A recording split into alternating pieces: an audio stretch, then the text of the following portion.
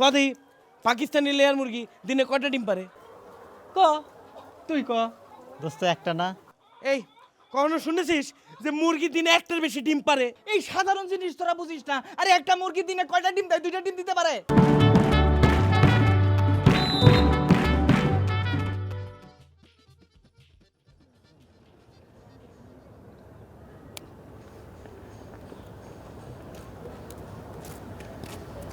দোস্ত ডাকছিল কে?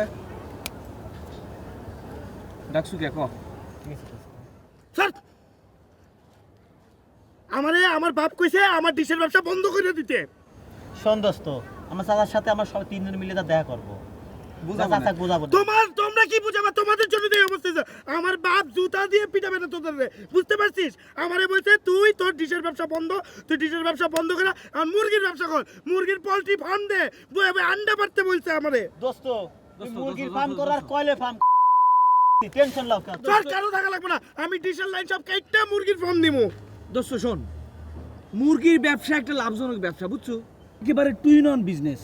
মুরগি থাকবে খাঁচার উপরে, নিচে থাকবে পুকুর, পুকুরে থাকবে মাছ, মুরগির আবর্জনাটা পড়বে, মাছ খাবে, মাছ বড় হবে, একেবারে মাসে মাসে লাখ লাখ টাকা কামাবো।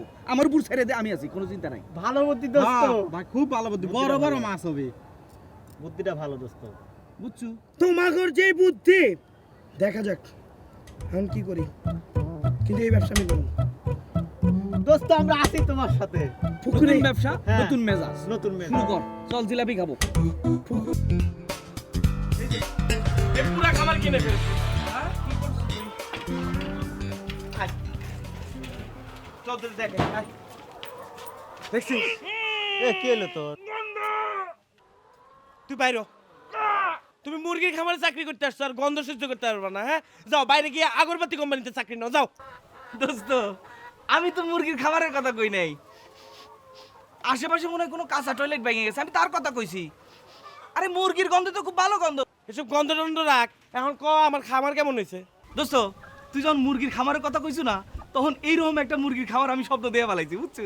এইরকম সুন্দর একটা খামার হবে, সেই মুরগি ডিম সব দায়িত্ব আমার, এরকম একটা স্বপ্ন। স্বপ্ন রে আলছস? তোর তোর তোর তোর স্বপ্নের খামারে মুরগি কটা ছিল? দোস্ত কালকে কই? কে কালকে কে? না আজকে তো স্বপ্নে কোনো হয় নাই। আমার যদি স্বপ্ন দিই রাইতে এক মুরগি গুই না, কালকে হিসাব দেবো না। স্বপ্নে আর গনাগনি করা লাগবো না, আমার খামারে কয়টা মুরগি আছে ডিম আছে সেটা গুণ। আয় দোস্ত এই মুরগি এই ডিম এই নিয়ে আমার একটা ছবি তুলতে ইচ্ছা করছে, তুই আমার একটা ছবি তুলে দে। ওই তোর আয়, তুই ছবি তুল।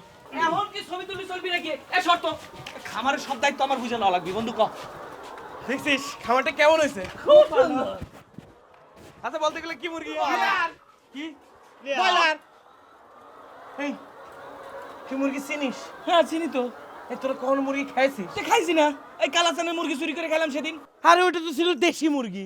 ও এটা তো বিদেশি মুরগি। এটা তো সে পাকিস্তানি লেয়ার। আমিও পাকিস্তানি লেয়ারি কো চাইছিলাম, এরাও কক কক করতেছে, এরাও কক কক করতেছে, এরাও কক কক করতেছে, কক কক শুনতে শুনতে আমার মুখ দিয়ে কক কক বের হয়ে গেছে বন্ধু। আচ্ছা কদি পাকিস্তানি লেয়ার মুরগি দিনে কয়টা ডিম পারে? ক তুই ক। দোস্ত একটা না। এই কখনো শুনেছিস যে মুরগি দিনে একটার বেশি ডিম পারে? এই সাধারণ জিনিস তোরা বুঝিস না। আরে একটা মুরগি দিনে কয়টা ডিম দেয়? 2টা ডিম দিতে পারে। শোন আমি একটা কথা বলে দিই, সব কিছু দায়নে শুনে তারপর কিন্তু চাকরি করতে হবে, ব্যবসা করতে হবে। বন্ধু আমি আছি তোর খামার, তুই কোনো চিন্তা করিস না। আয়